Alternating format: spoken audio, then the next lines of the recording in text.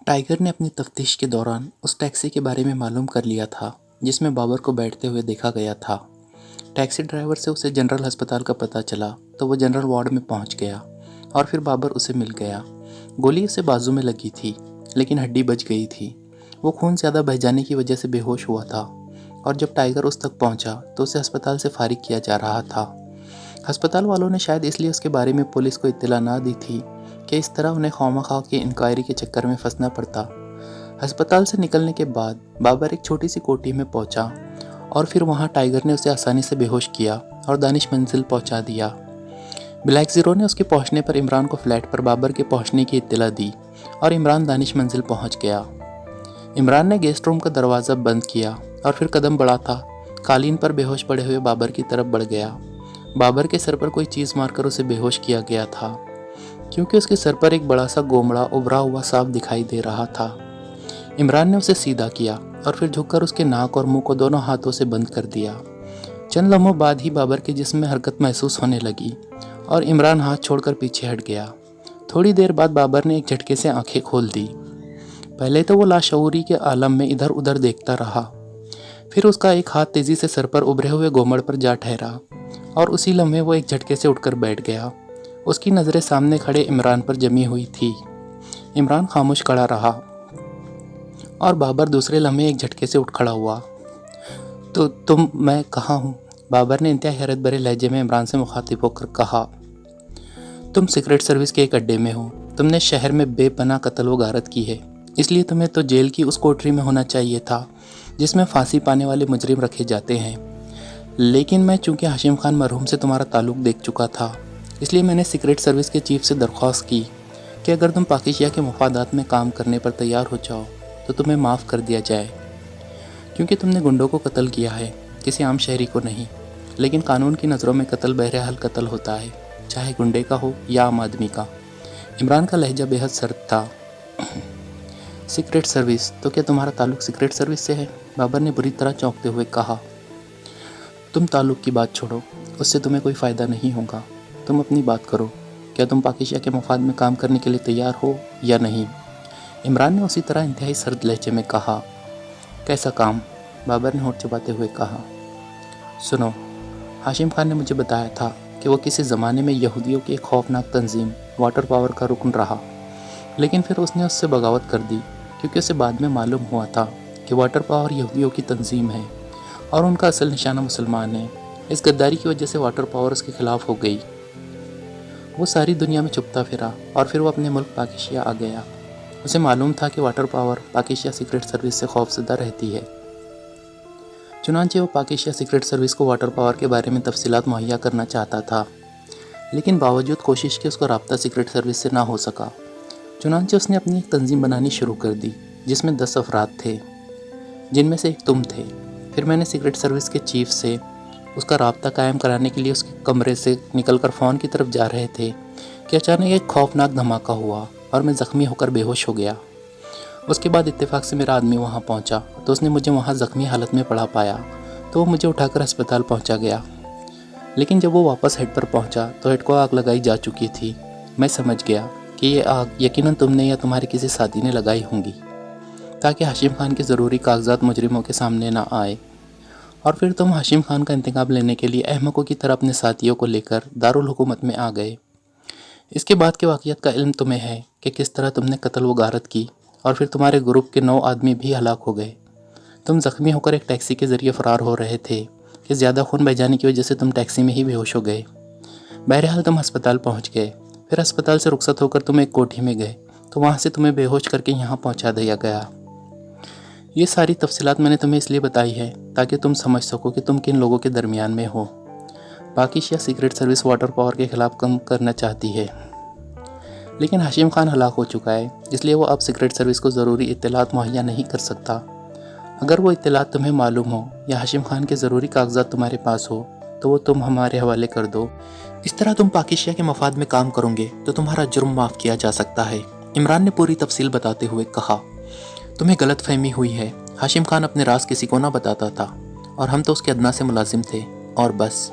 بابر نے ہونٹ چباتے ہوئے کہا۔ پھر تم نے وہ ہیٹ کیوں جلایا؟ اور اگر تم صرف ملازم تھے तो तुम हाशिम खान के इंतकाम के लिए पागलों की तरह क्यों लड़ते फिर रहे हो? इमरान ने सख्त लहजे में कहा। जहाँ तक हेड जलाने वाली बात है, वो मेरे साथियों ने जलाया था। उनका ख्याल था कि हेड की वजह से मुजरिम हम तक पहुँच सकते हैं। और जहाँ तक बॉस की मौत के इंतकाम का ताल्लुक था, वो हम पर फ़र्ज था, बाबर ने जवाब दिया। तो तुम्हारे पास वाटर पावर के मुतालिक कोई इत्तला नहीं है? इमरान ने सर्द लहजे में कहा। ये नाम मैं पहली बार तुम्हारी ज़बान से सुन रहा हूँ, बाबर ने जवाब दिया। ओके, फिर यही हो सकता है कि तुम्हें कानून के हवाले कर दिया जाए, इसके बाद तुम्हारा अंजाम जो भी हो, इमरान ने सर हिलाते हुए कहा। मैं क्या कह सकता हूँ, बाबर ने कंधे उचकाते हुए जवाब दिया। मुझे तुम्हारे हाशिम खान से वफादारी पसंद आई है, इसलिए मैं चीफ से तुम्हारी सिफारिश कर देता हूँ, इमरान ने मुस्कुराते हुए कहा। और फिर पीछे हटकर उसने दरवाजे के साथ दीवार पर एक जगह मखसूस अंदाज में हाथ मारा तो वहाँ एक खाना सा हो गया जिसमें मुख्तलिफ रंगों के बटनों का एक स्विच पैनल मौजूद था। इमरान ने एक बटन दबा दिया। हेलो, मैं अली इमरान बोल रहा हूँ जनाब, इमरान ने बटन दबाकर इंतहाई मुअद्दबाना लहजे में कहा। यस, कमरे में ब्लैक ज़ीरो की एक्स्ट्रो के मखसूस लहजे में आवाज़ गूंजी। बॉस, मैंने चेक कर लिया है, बाबर के पास वाटर पावर के मुतालिक कोई इत्तला नहीं है। वैसे हाशिम खान से उसकी वफादारी मुझे पसंद आई है, इसलिए मेरी दरख्वास्त है कि उसे कानून के हवाले ना किया जाए, इमरान ने मुअद्दबाना लहजे में कहा। इसका मतलब है कि वाटर पावर के खिलाफ काम करने के लिए बाबर से हमें कोई क्लू नहीं मिल सका। ठीक है, अब हम अपने तौर पर काम करेंगे। बाबर हमारा मुजरिम नहीं है, इसलिए हम उसे उसके हाल पर छोड़ देते हैं, ब्लैक ज़ीरो ने एक्स्ट्रो के मखसूस लहजे में कहा और उसके साथ ही खामोशी तारी हो गई। इमरान ने बटन बंद कर दिया। लो भाई बाबर साहब, तुम्हारा काम तो हो गया, अब हम खुद ही उन यहूदियों के खिलाफ टकरार मारते फिरेंगे। आओ, मैं तुम्हें इस इमारत के बाहर छोड़ आता हूँ ताकि तुम जहाँ चाहो चले जाओ। वैसे मैं तुम्हें एक मशवरा ज़रूर दूंगा कि बेहतर यही है कि कुछ मरहले के लिए तुम ये मुल्क छोड़ दो, क्योंकि रिकी का भाई टोनी तुम्हारी तलाश में है और तुम इन ज़ेर ज़मीन दुनिया से ताल्लुक़ रखने वालों के मुतालिक कुछ नहीं जानते। ये लोग बेहद बाखबर होते हैं, ये तुम्हें हर सूरत में तलाश कर लेंगे और तुम अकेले इनसे ना लड़ सकोगे, इमरान ने मुस्कुराते हुए कहा। क्या वाकई तुम सीक्रेट सर्विस से ताल्लुक़ रखते हो? बाबर ने होठ चबाते हुए कहा। मैं सीक्रेट सर्विस का रुकन नहीं हूँ, सिर्फ फ्रीलांसर के तौर पर सीक्रेट सर्विस का चीफ मुझसे काम ले लेता है और मुझे अदायगी कर देता है, इमरान ने मुस्कुराते हुए जवाब दिया। लेकिन मुझे कैसे यकीन आए कि तुम वाकई सीक्रेट सर्विस के आदमी हो सकता है तुम्हारा ताल्लुक वाटर पावर से हो। बाबर ने आखिरकार वो बात कह दी जिसका इजहार वो काफ़ी देर से ना कर पा रहा था। देखो बाबर, तुम्हारे जवाब सुनकर मुझे पहले ही अंदाज़ा हो गया था कि इसलिए खामोश हो कि तुम्हें शक है कि हमारा ताल्लुक वाटर पावर से है, इसलिए मैंने चीफ बॉस से तुम्हारे सामने बात भी की है। हमारा ताल्लुक वाटर पावर से होता तो हमें इतना लंबा चक्कर चलाने की ज़रूरत ना थी। हम बड़े इत्मीनान से तुम्हारे जिस्म की खाल का एक एक इंच काट देते और फिर उनमें सुर्ख मिर्ची भर देते। ऐसी सूरत में तुम तो क्या, तुम्हारे फरिश्ते भी सारी मालूमात उगल देते। लेकिन अगर तुम्हें इसके बावजूद यकीन नहीं आ रहा तो तुम्हें किसी किस्म का यकीन दिलाने की ज़रूरत नहीं है। तुम जाकर अपनी जान बचाओ, सीक्रेट सर्विस बेबस नहीं है और खुद ही वाटर पावर से निमट लेंगी, इमरान ने इंतहाई तल्ख लहजे में कहा। और फिर आगे बढ़कर उसने दरवाज़ा खोला और बाबर को अपने पीछे आने का इशारा किया। बाबर खामोशी से चलता हुआ उसके पीछे गेस्ट रूम से बाहर आ गया। वह हैरत से इस अजीम शान लेकिन खाली इमारत को देख रहा था। इमरान उसे लिए हुए सीधा फाटक की तरफ बढ़ गया। उसने फाटक की खिड़की खोली और फिर एक तरफ हटकर खड़ा हो गया। जाओ दोस्त, खुदा हाफिज़, इमरान ने बाबर को बाहर जाने का इशारा करते हुए कहा। बाबर ने खिड़की से बाहर सड़क पर दौड़ती हुई कारों को देखा और एक तवील सांस लेकर वापस मुड़ा। ठीक है, अब मुझे यकीन आ गया है कि मैं गलत लोगों के पास नहीं हूँ। हाशिम खान का हिट मैंने जलाया था ताकि मुजरिम वहाँ मौजूद खुफिया कागजात हासिल न कर सके। हाशिम खान के कागजात मैंने एक बैंक के लॉकर में महफूज करा रखे हैं। आप मेरे साथ चले, मैं आपको निकाल कर देता हूँ, बाबर ने एक तवील सांस लेते हुए कहा। वहाँ जाने की ज़रूरत नहीं है, सीक्रेट सर्विस के बारे में तुम कुछ नहीं जानते, आओ मेरे साथ, इमरान ने मुस्कुराते हुए कहा और उसे लेकर वापस गेस्ट रूम में आ गया। अब बताओ कौन से बैंक में लॉकर है और उसका नंबर क्या है, इमरान ने पूछा। लेकिन चाबी और मेरे दस्तखतों के बगैर तो लॉकर नहीं खुल सकता, और चाबी मैंने हाशिम खान की हवेली में छुपाई हुई है, बाबर ने हैरत भरे लहजे में कहा। जो तंजीम मुल्क के मफादात के लिए काम कर रही हो उससे ताउन सब करते हैं, तुम तफसील बताओ, इमरान ने कहा। City bank, city branch, locker number 1212, Babar ने जवाब दिया। इमरान ने सर हिलाते हुए एक बार फिर ताकचे में मौजूद पैनल स्विच निकाला और फिर उसका एक बटन दबा दिया। मैं अली इमरान बोल रहा हूँ जनाब, बाबर ने हाशिम खान के कागजात सिटी बैंक की सिटी ब्रांच के लॉकर नंबर 1212 में रखे हुए हैं, वहाँ से कागजात मंगवा कर यहाँ अड्डे पर भिजवा दे تاکہ انہیں دیکھ کر بابر سے مزید گفتگو کی جا سکے۔ عمران نے کہا، پہنچ جاتے ہیں۔ دوسری طرف سے بلیک زیرو نے ایکسٹرو کے مخصوص لہجے میں کہا اور عمران نے بٹن بند کر دیا۔ بہت شکریہ مسٹر بابر، عمران نے بٹن آف کر کے کہا، اور دوسرے لمحے اس کا ہاتھ بجلی سے بھی زیادہ تیز رفتاری سے حرکت میں آیا اور بابر کی کن پٹی پر ایک پٹاخہ سا چھوٹا اور بابر چیختا ہوا اچھل کر 2 قدم دور قالین پر جا گرا، لیکن نیچے گرتے ہی وہ ساکت ہو گیا۔ عمران اطمینان سے مڑا اور دروازہ کھول کر گیسٹ روم سے باہر نکلا اور اسے باہر سے مخصوص انداز میں لاک کر کے وہ آپریشن روم کی طرف بڑھ گیا۔ بڑی مشکل سے قابو آیا ہے، بلیک زیرو نے عمران کے آپریشن روم میں داخل ہوتے ہی مسکراتے ہوئے کہا۔ ہاں، میں اس کی ٹائپ جانتا تھا، اس پر اگر تشدد کی انتہا بھی کر دی جاتی تب بھی اس سے کچھ حاصل نہ ہو سکتا تھا، اس لیے مجھے اتنا لمبا چکر چلانا پڑا۔ ویسے بھی بہرحال وہ ملکی مجرم نہیں ہے، عمران نے سر ہلاتے ہوئے کہا اور کرسی پر بیٹھ گیا۔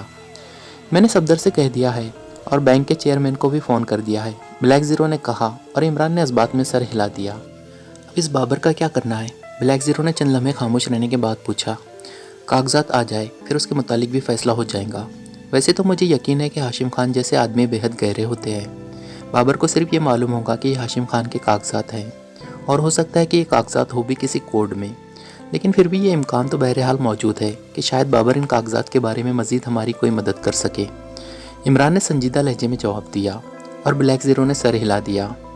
میں ذرا لائبریری میں جا رہا ہوں، جب کاغذات آ جائے تو مجھے اطلاع دینا، عمران نے کرسی سے اٹھتے ہوئے کہا، اور پھر وہ مختلف راہداریوں سے ہوتا ہوا دانش منزل کے تہخانے میں واقع ایک عظیم الشان لائبریری میں آ گیا۔ یہ لائبریری اس نے خود بنائی تھی اور اس میں دنیا بھر کے موضوعات پر تقریباً تمام اہم کتابیں جمع کی گئی تھیں۔ اس نے اس لائبریری سے استفادے کے لیے ایک ایسا انڈیکس بنایا ہوا تھا کہ کسی بھی موضوع پر اسے نہ صرف کتابوں کے نام بلکہ اس کتاب کے جن جن صفحات پر اس موضوع کے بارے میں کچھ موجود ہوتا وہ ساری تفصیل اکٹھی ہی سامنے آ جاتی، اور یہ انڈیکس اس نے وہاں موجود ایک بڑے کمپیوٹر میں فیڈ کیا ہوا تھا۔ یہ ساری کارروائی اس نے اس لیے کی تھی کہ اس کے پاس وقت کی بے حد کمی ہوتی تھی۔ وہ سیدھا کمپیوٹر کی طرف بڑھا اور اس نے اس میں سمندروں کے بارے میں تحقیقاتی کتب کی لسٹ حاصل کی، اور پھر چند لمحوں میں میز پر تقریباً 8 ضخیم کتابیں موجود تھیں۔ اس نے باری باری ان کتب کا سرسری جائزہ لینا شروع کر دیا۔ ابھی وہ تیسری کتاب کا جائزہ لے رہا تھا کہ بلیک زیرو لائبریری میں داخل ہوا۔ اس کے ہاتھ میں نیلے رنگ کا ایک لفافہ تھا۔ یہ کاغذات آ گئے ہیں جناب، بلیک زیرو نے لفافہ عمران کے سامنے رکھتے ہوئے کہا، اور خود بھی ایک کرسی گھسیٹ کر بیٹھ گیا۔ عمران نے ایک طویل سانس لیتے ہوئے کتاب بند کی اور اسے میز پر رکھ کر وہ لفافے کی طرف متوجہ ہو گیا۔ لفافہ باقاعدہ لاک کی مہر سے سیلڈ تھا۔ لفافے کے اوپر صرف 2 الفاظ لکھے ہوئے تھے، WP، اور عمران سمجھ گیا کہ WP سے مطلب واٹر پاور ہوگا۔ اس نے ایک طرف سے لفافہ چاک کیا۔ اندر نیلے رنگ کا ایک ہی کاغذ تھا جسے 4 بار تہہ کر کے اندر رکھا گیا تھا۔ عمران نے کاغذ کھولا۔ انگریزی میں ٹائپ شدہ کاغذ تھا۔ عمران خاموشی سے اسے پڑھنے لگا۔ بلیک زیرو کی نظریں بھی کاغذ پر جمی ہوئی تھی، لیکن وہ چونکہ ذرا سائیڈ میں تھا اس لیے وہ الفاظ پڑھ نہ سکتا تھا۔ عمران نے پورا کاغذ پڑھا اور پھر اسے بلیک زیرو کی طرف بڑھا دیا۔ لو پڑھو اسے، عمران نے کہا، اور بلیک زیرو نے دیکھا کہ عمران کا چہرہ چٹان کی طرح سخت ہو گیا تھا۔ بلیک زیرو نے کاغذ پر موجود تحریر پڑھنی شروع کر دی، اور جیسے جیسے وہ تحریر پڑھتا جا رہا تھا اس کا چہرہ بگڑتا جا رہا تھا اور آنکھیں پھٹتی جا رہی تھیں۔ عمران خاموش بیٹھا ہوا تھا۔ اوہ اس قدر خوفناک منصوبہ، اوہ خدا کی پناہ، مگر یہ کیسے ممکن ہے؟ ایسا ہونا ممکن ہی نہیں ہے، یہ ہاشم خان کی اپنی ذہن کی پیداوار ہے، بلیک زیرو نے بڑے جذباتی انداز میں چیختے ہوئے کہا۔ ہاں، بظاہر ایسا ہی لگتا ہے، پوری دنیا کے سمندروں پر اس طرح کنٹرول کہ سمندری ٹیمپریچر اور سمندری روؤں کو بھی حسب منشیات بدل دیا جائے، اور پھر یہ منصوبہ کہ سمندروں کے اوپر موجود ہوا کے دباؤ کو اپنی مرضی سے کنٹرول کر کے اسے ہلکا یا بھاری کر دینا انسانی عقل سے بعید بات ہے۔ لیکن تم نے اس کا آخری پیراگراف غور سے نہیں پڑھا، اسے غور سے پڑھو، عمران نے بے پناہ سنجیدہ لہجے میں کہا۔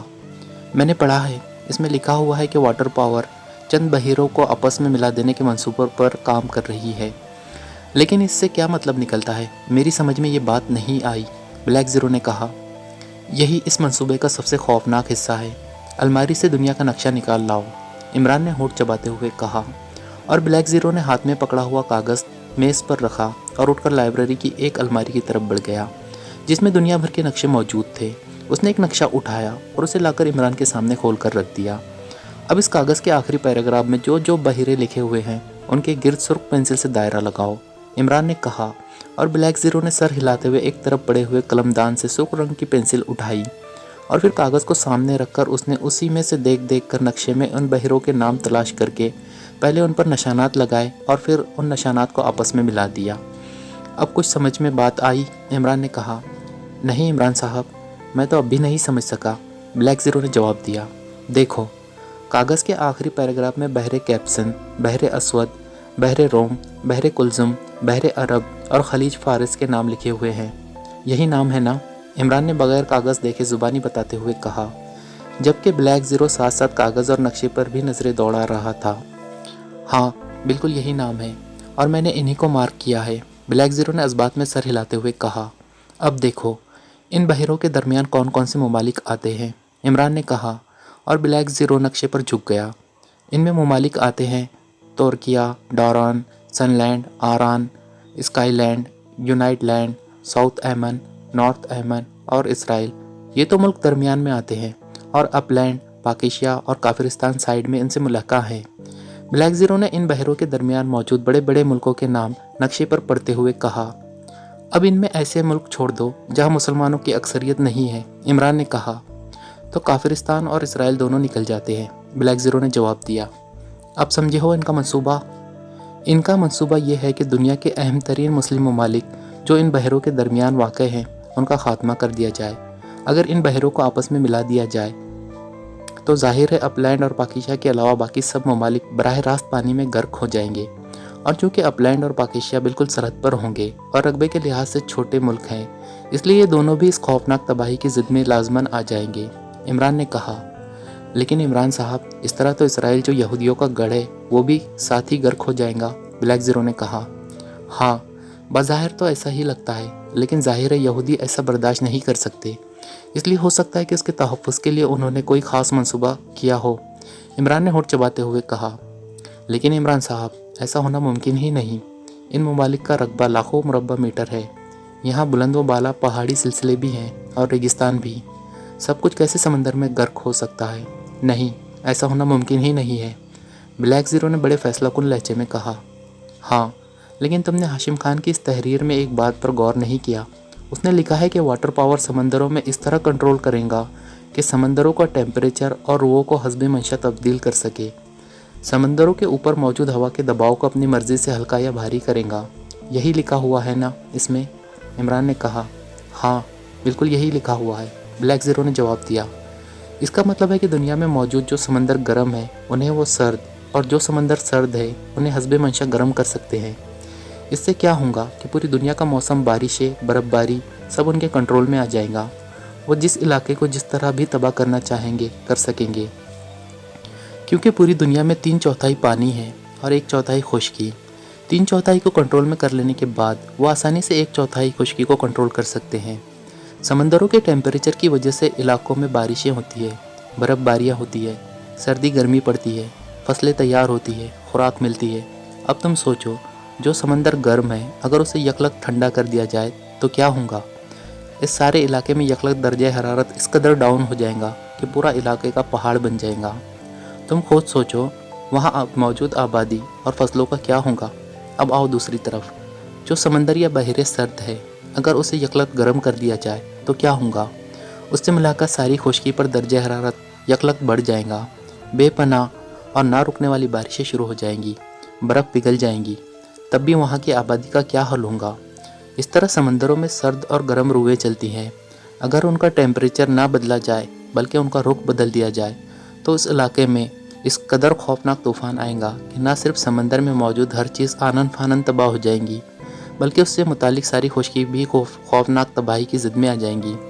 ایک لحاظ سے سمجھو، اب آؤ دوسری طرف، کہ سمندروں پر موجود ہوا کے دباؤ کو کنٹرول کر کے ہلکا یا بھاری کیا جا سکتا ہو تو پھر کیا ہوگا؟ تمہیں اتنا تو بہرحال معلوم ہوگا کہ سمندر کی سطح ہوا کے بے پناہ دباؤ کی وجہ سے ایک خاص سطح سے زیادہ بلند نہیں ہو سکتی، لیکن جہاں دباؤ ہلکا کر دیا جائے تو کیا ہوگا؟ سمندر کی سطح یکلخت بلند ہوتی جائیں گی، جس قدر دباؤ گھٹاتے جاؤ سطح بلند ہوتی جائیں گی، اس طرح جہاں دباؤ بڑھا دو موجودہ سطح بھی اور زیادہ دب کر کم ہو جائیں گی۔ اب سوچو، جسے تم ناممکن کہہ رہے ہو وہ کس طرح ممکن ہو سکتا ہے؟ اگر تمام بحیروں جن کا ذکر کیا گیا ہے اور خلیج فارس इन सब पर यकलख्त हवा का दबाव हल्का कर दिया जाए, चाहे ये वक्फा बेहद मामूली हो, तो क्या होगा? वहाँ मौजूद पानी की सतह यकलख्त बुलंद हो जाएंगी, इस तरह जैसे पानी का पहाड़ बन जाएगा। और तुम जानते हो पानी हमेशा अपनी सतह बराबर रखता है। नतीजा क्या होगा कि पानी का ये पहाड़ इंतहाई तेज़ी से फैलेगा, और नतीजा ये कि 5 बहीरों यानी छोटे समंदरों और खलीज फारस का अरबों खरबों मकब फीट पानी दरमियानी मुल्कों पर चढ़ दौड़ेगा, और फिर जब हवा का दबाव वापस अपनी सतह पर पहुंचेगा तो ये सारे ममालिक मुकम्मल तौर पर पानी में गर्क हो चुके होंगे। इसके बाद ज़ाहिर है पानी अपनी सतह हमवार रखने के लिए ऊंचाई से नीचे की तरफ जाएगा, और फिर सब कुछ अपने साथ बहाकर समंदर में चला जाएगा। नतीजा क्या निकलेगा कि इस सारे इलाके में मौजूद 50 करोड़ मुसलमान हलाक हो जाएंगे। यहाँ मौजूद हर चीज़ गायब हो जाएगी, और तुम जानते हो कि सादाब में मुसलमानों के मुक़द्दस तरीन मकामात भी मौजूद है। अब बोलो क्या होगा?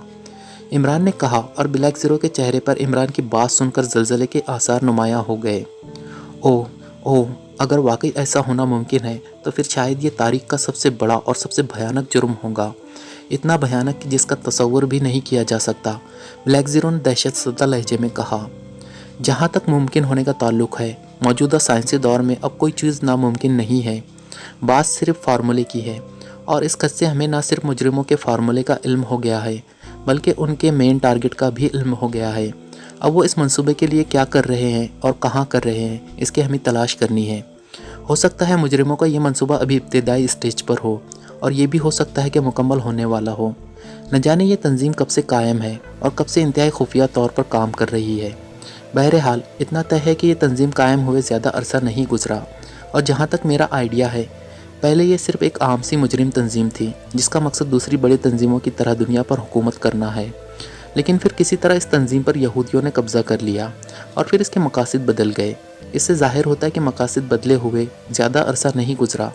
इसलिए इतने बड़े मंसूबे की तकमील के लिए जो तैयारी होनी चाहिए, उसके लिए मेरे अंदाजे के मुताबिक इन्हें अभी और कुछ नहीं तो कम से कम 5 साल और चाहिए। इमरान ने कहा, आपने ये अंदाज़ा कैसे लगा लिया? ब्लैक ज़ीरो ने होठ चबाते हुए कहा, यहूदी कभी भी किसी मुसलमान को अपने इस भयानक मंसूबे में शामिल करने का ख़तरा मोल नहीं ले सकते, जबकि हाशिम खान इस तंजीम का एक आला ओहदेदार रहा है। इसका मतलब है कि जब हाशिम खान इस तंजीम में शामिल हुआ और बड़े ओहदे तक पहुंचा, तब तक ये आम मुजरिम तंजीम थी जिसमें सिर्फ मुजरिम थे, उनके मज़ाहिब को पेश नज़र ना रखा जाता था। लेकिन फिर ये तंजीम के बड़े बदल गए और तंजीम यहूदियों के कब्ज़े में आ गई। हाशिम खान चूँकि बड़ा ओहदेदार था, मेरा मतलब है वाटर प्रिंस था, इसलिए ये तब्दीली उसे फ़ौरन मालूम भी हो गई, और फिर उसे उनके नए मंसूबे का भी इल्म हो गया। और इस तहरीर से मालूम होता है कि हाशिम खान इंतहाई ज़हीन आदमी था। वो फ़ौरन ही इस मंसूबे की तह तक पहुँच गया। और तुम जानते हो कि मुसलमान चाहे कितना बड़ा मुजरिम और गुनहगार क्यों ना हो, जहाँ उसे दीनी या इंतहाई मुक़द्दस मकामात को इस कदर भयानक खतरा पेश आता दिखाई दे, उसका जहन लाजमन बदल जाता है।